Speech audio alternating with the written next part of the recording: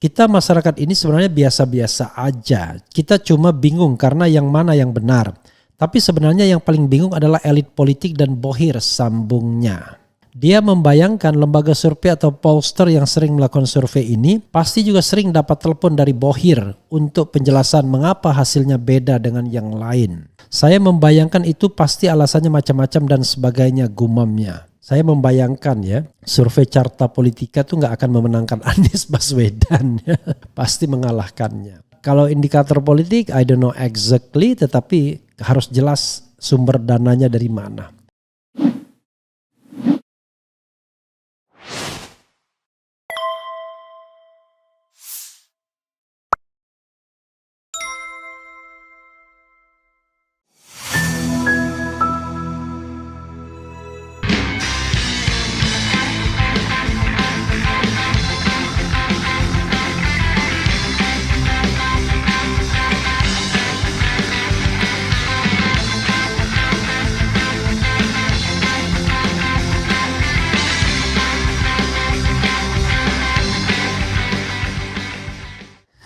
Assalamualaikum warahmatullahi wabarakatuh. Sobat RH sekalian, jumpa lagi kita di channel yang keren ini. Keren jadas.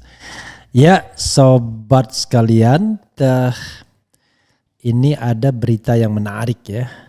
Yaitu soal surveyor ya senior yang buka kedok pollster lainnya. Ini ya, surveyor senior ini bongkar kedok lembaga survei, sebut Anies korban dalam tanda kutip. Apa maksudnya? Fajar.co.id. Coba kita bacakan. Gambar Aniesnya bagus ya. Nah ini harus dipertahankan nih gambar yang begini ini. Kita lihat ya. Dan kita tahu di RH Channel yang namanya lembaga survei itu kepercayaannya cuma berapa? 11% ya orang yang percaya lembaga survei di RH Channel. Yang tidak percaya 89% dari lebih dari 100.000 responden atau voters atau yang ngevotes ya, voting. Kita bacakan fajar.co.id Jakarta. Sejumlah lembaga survei kini nampak berlomba-lomba merilis hasil surveinya terkait elektabilitas figur capres-cawapres. Hanya saja hasil dari lembaga survei itu berbeda-beda. Sebagian mengunggulkan bakal capres Gerindra Prabowo Subianto, sebagian bakal capres PDIP Ganjar Prabowo. Sedangkan posisi bakal capres Koalisi Perubahan Anies Baswedan selalu di urutan ketiga. Oke. Peneliti opini publik Agung Prihatna memaparkan, sebenarnya elit politik dan bohir yang telah mengeluarkan dana besar jauh lebih bingung jika dibandingkan dengan masyarakat. Sebenarnya bukan masyarakat yang terlalu bingung, yang bingung sebenarnya bohir. Karena ini menyangkut satu pertarungan yang besar, yang gak sedikit, besar sekali tuturnya melalui YouTube Hersubeno Point. Kita masyarakat ini sebenarnya biasa-biasa aja. Kita cuma bingung karena yang mana yang benar. Tapi sebenarnya yang paling bingung adalah elit politik dan bohir sambungnya. Dia membayangkan lembaga survei atau pollster yang sering melakukan survei ini pasti juga sering dapat telepon dari bohir untuk penjelasan mengapa hasilnya beda dengan yang lain. Saya membayangkan itu pasti alasannya macam-macam dan sebagainya, gumamnya. Lebih lanjut, mantan Ketua Senat Mahasiswa MIPA Unhas itu mengatakan survei yang ada dasarnya bias afiliatif dari para pemimpin lembaga survei. Nah ini benar. Karena kalau kita perhatikan sebenarnya itu jelas kelihatan lembaga-lembaga survei yang memihak kepada capres tertentu papar agung. Menurutnya sejumlah lembaga survei ini telah mengorbankan Anies Baswedan di posisi ketiga. Kalau melihat survei April-Mei, tampaknya yang tinggi adalah capres yang diunggulkan lembaga survei itu yang afiliatif. Demikian juga sebaliknya, yang menjadi korban itu capres ketiga, Anies Baswedan dengan elektabilitas yang terus merosot. Padahal kalau kita cermati itu sebenarnya tidak tandasnya. Salah satu lembaga survei yakni SMRC selalu mengeluarkan hasil survei dengan menempatkan Ganjar di posisi teratas. Prabowo Subianto dan Ganjar Pranowo saling salib, sedangkan baca pres Koalisi Perubahan Anies Baswedan terus menurun. Kalau LSI-nya Denny JA, yang jadi juaranya adalah Prabowo. Nah sekarang bergantung mereka dipakai oleh siapa, asal mau mengucapkan sumber dananya baru kita percaya. Hal ini berdasarkan survei telepon SMRC terbaru 30 sampai 31 Mei 2023. Direktur Riset SMRC, Denny Irvani mengatakan SMRC menemukan elektabilitas Ganjar dan Prabowo masih lanjut saling salib. Luar biasa ya, metodenya melalui telepon. Sementara elektabilitas Anies terus menurun. Dari sisi ketidakdikenalan, Ganjar masih berpeluang naik. Dari sisi kedisukaan, Anies turun signifikan, tuturnya dalam keterangannya. Luar biasa. Dari sisi kualitas, Ganjar cenderung lebih positif dibanding Prabowo dan Anies.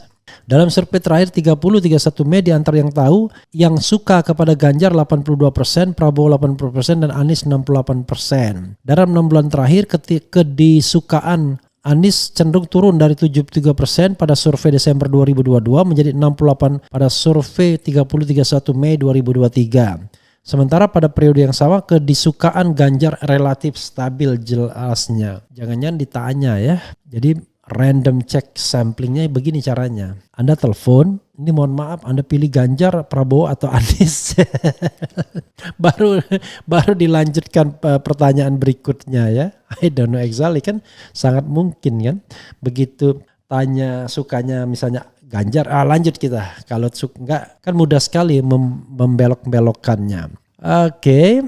Berbeda dengan survei SMRC, Prabowo Subianto unggul dalam hasil indikator politik Indonesia, yaitu yang dirilis 4 Juni 2023 lalu. Itu surveinya Burhanuddin Muhtadi. Direktur IP Burhanuddin Muhtadi memaparkan pada simulasi 3 nama, Prabowo 38%, Ganjar 34%, Anies 18%. Luar biasa, Anies cuma gak nyampe separuhnya Prabowo ya. Belum menjawab 8,8%. Untuk simulasi head to head, Prabowo mengungguli Ganjar dan Anies. Dikatakan Ganjar hanya akan unggul jika Prabowo tak ikut bertarung. Simulasi head to head, Prabowo unggul signifikan atas Ganjar dan Anies. Sementara Ganjar juga unggul signifikan atas Anies jika Prabowo diasumsikan tidak ikut bersaing, kata Burhanuddin. Survei ini dilakukan pada 26-30 Mei lalu. Target populasi survei ini adalah warga negara Indonesia yang berusia 17 tahun ke atas atau sudah menikah dan memiliki telepon call phone sekitar 83% dari total populasi nasional. Pemilihan sampel dilakukan melalui metode random digit dialing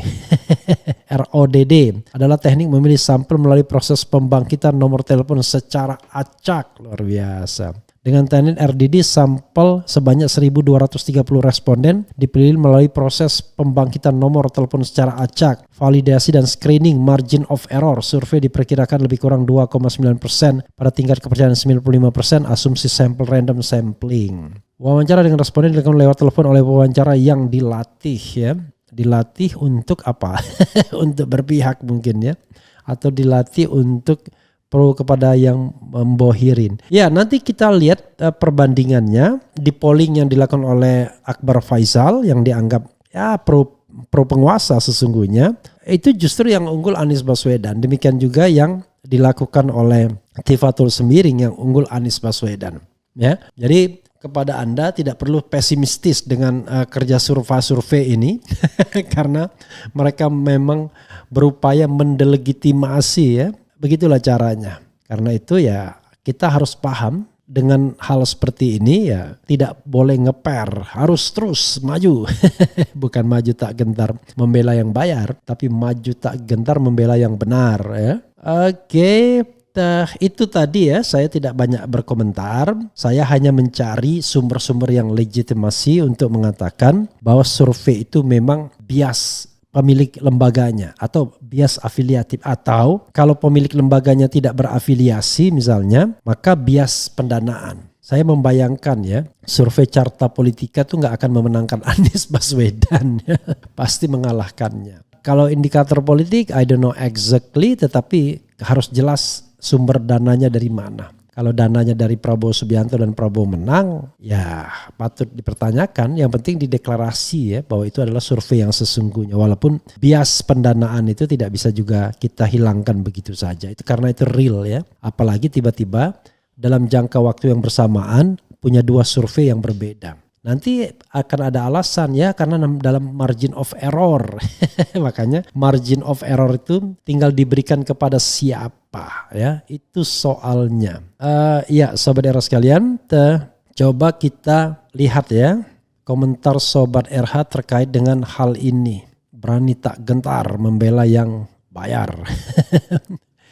Ini survei mutakhir yang dipersembahkan kepada Bohir, ya, luar biasa ya. Gitu. Kita bisa bikin itu rima begitu, maju tak gentar, membela yang bayar. Ini survei mutakhir dipersembahkan kepada Bohir. Bung RH undang juga tuh Profesor Didik K. J. Rahbini, insya Allah ya. Mengundang orang itu ya ngeri-ngeri sedap juga, karena memang perlu kita menyediakan tempat dan waktu khusus ya. Kadang-kadang RH waktunya sendiri nggak jelas, suka-suka ya. Oke, Pertamax, dari dulu sampai sekarang saya nggak percaya sama hasil lembaga survei yang hasilnya pasti buat yang bayar lembaganya. Survei abal-abal hari gini masih dipercaya, dananya dari mana? Kayak tampilkan juga ya Rocky Gerung ya yang 2 kali bicara tentang lembaga survei dari Pekalongan, nyimak Bung RH. Tadi ada terakhir Rocky Gerung juga bicara tentang survei. Sehat walafiat selalu Bung RH, semangat terus mencerahkan warga NKRI. Lembaga survei kalau nggak ada dana ya yang bayar mana jalan. Mana ada survei gratis, siapa yang bayar itulah tuan yang jadi pemenangnya. Kenapa polisi nggak bertindak sama lembaga survei hoax? Tangkap dong Pak Polisi. Itu jangan main begituan lah. Penipuan publik. Berani nggak lembaga survei yang ditengarai bayaran buat survei terbuka di channel YouTube sebagai pembanding? Bukan survei namanya itu ya. Apa istilahnya ya? Polling saja. Bisakah pemilu dipercepat? Fakta elektabilitas Anies tetap positif secara nasional, tetapi koalisi parpol yang dipertanyakan soliditasnya jangan sampai bubar di ujung ketika waktu sudah injury time. Belum jadi presiden aja udah banyak keluarin duit demi peringkat 1 dan 2. Jangan gimana tuh gantinya nanti kalau jadi presiden. Mesti balik modal dong, mana mau rugi, ujungnya maling duit rakyat. Dia ngeritik siapa ini orang ya. Urutan 3 aja udah disegani, panik. Skenario Allah lebih cantik dan mengejutkan. Hopefully ya.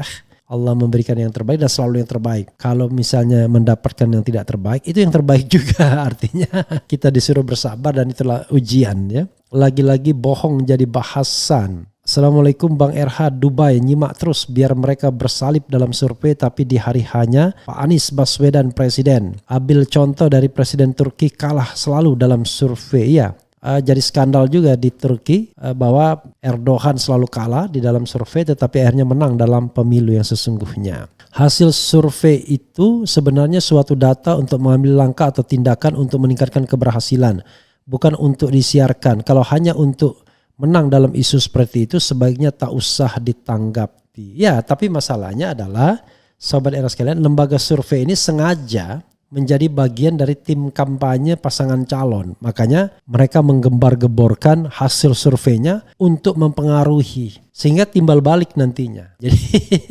Jadi kalau misalnya setiap saat kita mengatakan si A menang, si B kalah, bisa jadi kemudian masyarakat mempercayainya. Apalagi ada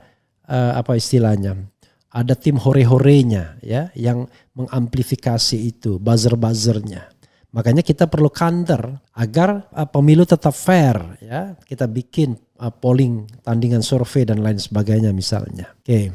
Saya sebagai rakyat Indonesia yakin sekali Anies Baswedan tetap unggul dan nomor 1 survei. Dan TV One dan intelektual Prof. Bang Refli Harun juga intelektual lainnya. Nyimak hasil survei, anggap saja sedang nyimak kebohongan kubu mereka. Survei dilakukan di Jawa, jelas bisa diterka. Coba lakukan di luar Jawa, pasti hasilnya berbeda. Kemudian, ya kan Agung Priantini ini mantan kepala bidang penelitian LP3S Pak Refli Harun, credible. I don't know exactly, nggak tahu saya. Kemudian Bang bilang ke Anies kalau mau menang ambil basis NU, bawa presnya, bawa cawapresnya, Muhaimin PKB, tinggalin Demokrat. I don't know exactly ya.